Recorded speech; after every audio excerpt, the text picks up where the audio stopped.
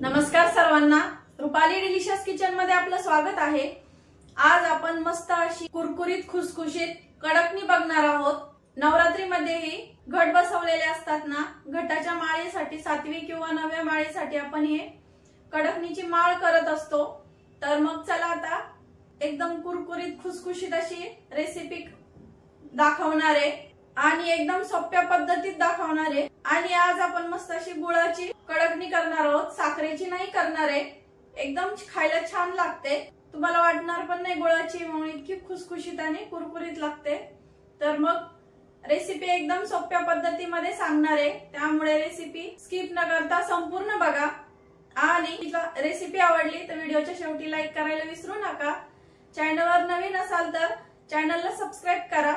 तर मग चला आता साहित्य बघूया आणि रेसिपीला सुरुवात करूया।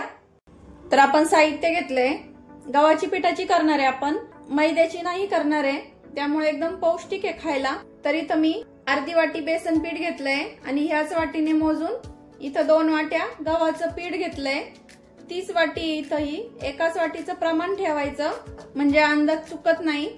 आणि अर्धी वाटी इथं गुळ घेतलाय, तो पाण्यात ठेवलाय मी, जेणेकरून आपला गुळ छान विरघळेल। आणि त्यासाठी मी सध्या तरी एकच वाटी पाणी घेतलंय, नंतर लागलं तर आपण वाढवू शकतो। वेलची पूड पाव चमचा घेतलीये, हळद पाव चमचा आणि थोडंसं मीठ घ्यायचंय आपल्याला। गोड पदार्थ असला तरी थोडंसं मीठ घ्यायचं, आणखीन दुपटीने चव वाढते कुठल्याही गोड पदार्थाची, त्यामुळे गोड पदार्थाला चिमूटभर का होईना मीठ टाकायचं। तर आता आपण आधी कणिक भिजून घेऊया। त्यासाठी मी एका साइडला तेल पण गरम करायला ठेवलंय।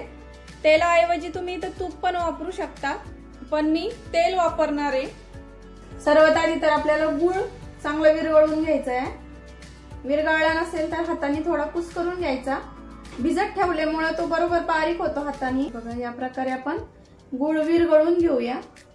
तर गुळ बऱ्यापैकी विरघळलाय, बाकीची तयारी होईपर्यंत हा पण विरघळेल, कारण थोडे थोडे जे खडे असतात ते वेळ लागतो त्याला विरघळायला। बाकीची तयारी होईपर्यंत तो पण विरघळेल, आपण तोपर्यंत बाकीची तयारी करूया।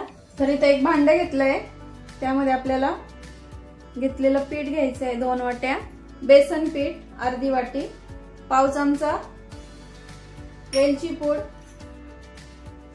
पाव चमचा हळद कलर येण्यासाठी। तुम्हाला नसेल वापरायची हळद, नाही वापरली तरी काही हरकत नाहीये।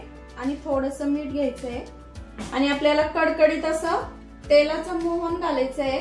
तर मी इथं 4 चमचे तेलाचं मोहन टाकून घेते।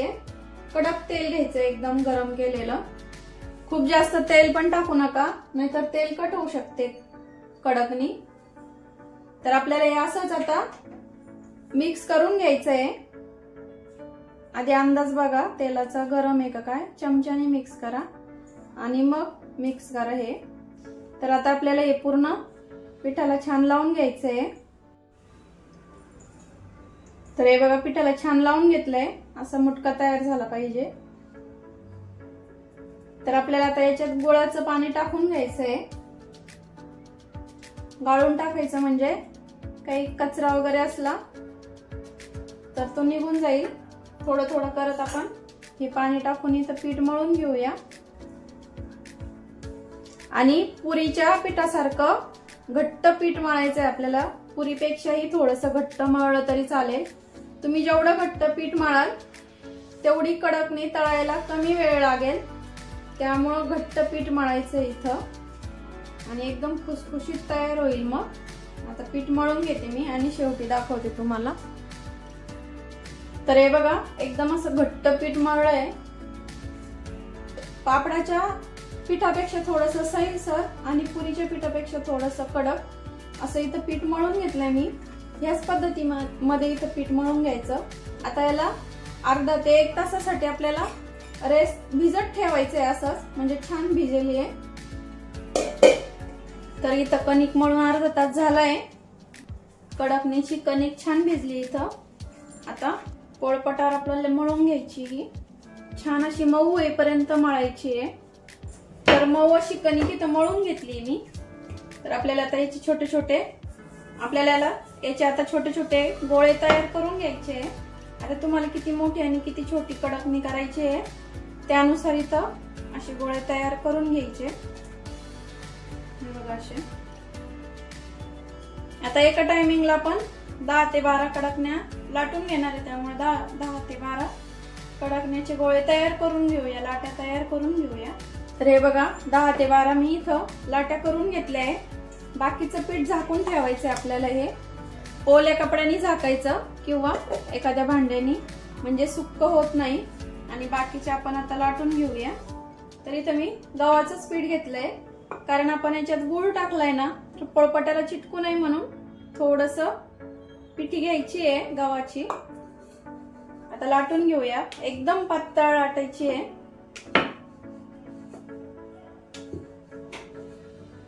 भरपूर वेळ अशी भिजून दिलं ना पीठ की अजिबात कडा वगैरे तुटत नाही, खूप छान होतात।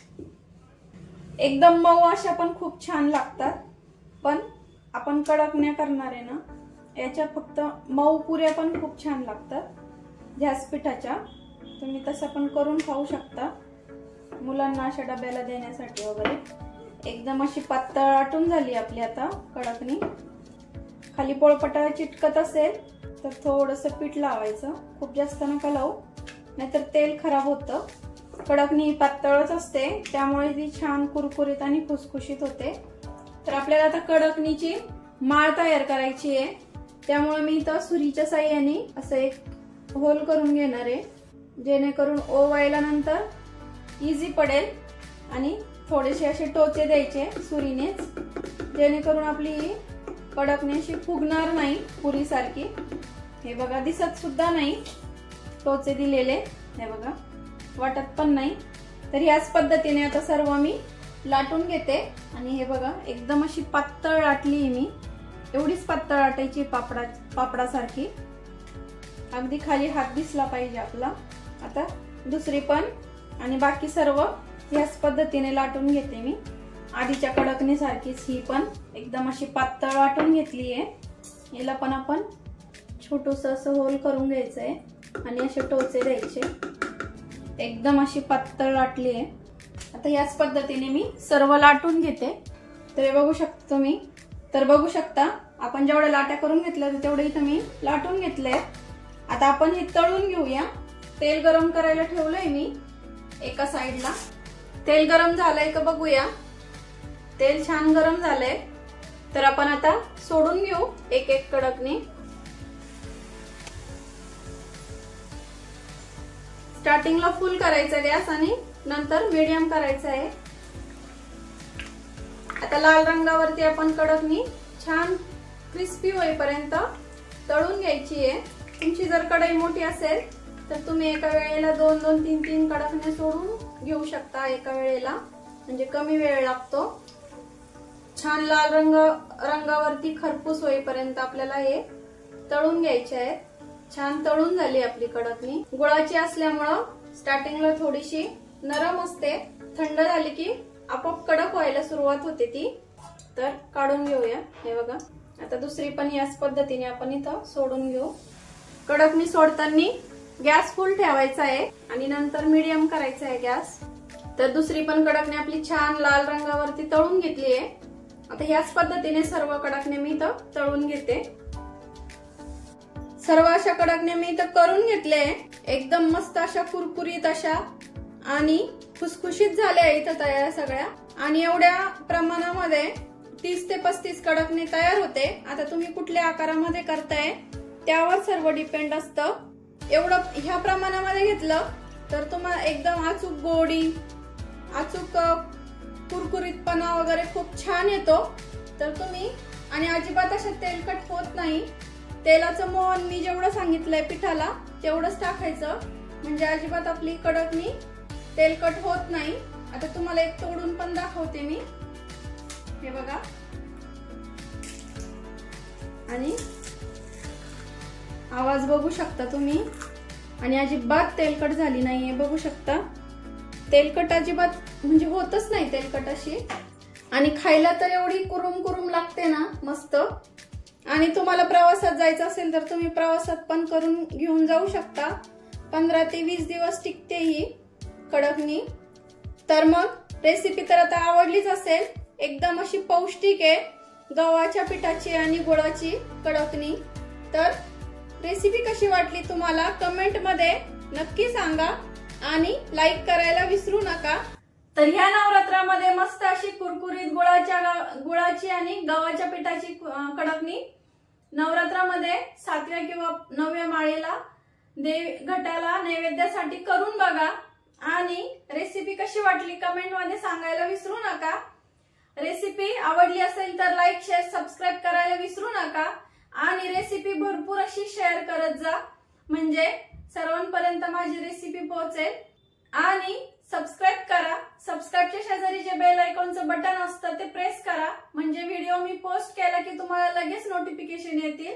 तर अशा आणि रेसिपी नक्की ट्राय करा, कारण घरचं जेवण आहे खरंच स्वादिष्ट असतं। अशाच नवीन छान छान रेसिपी सोबत पुन्हा भेटूया, तोपर्यंत बाय बाय।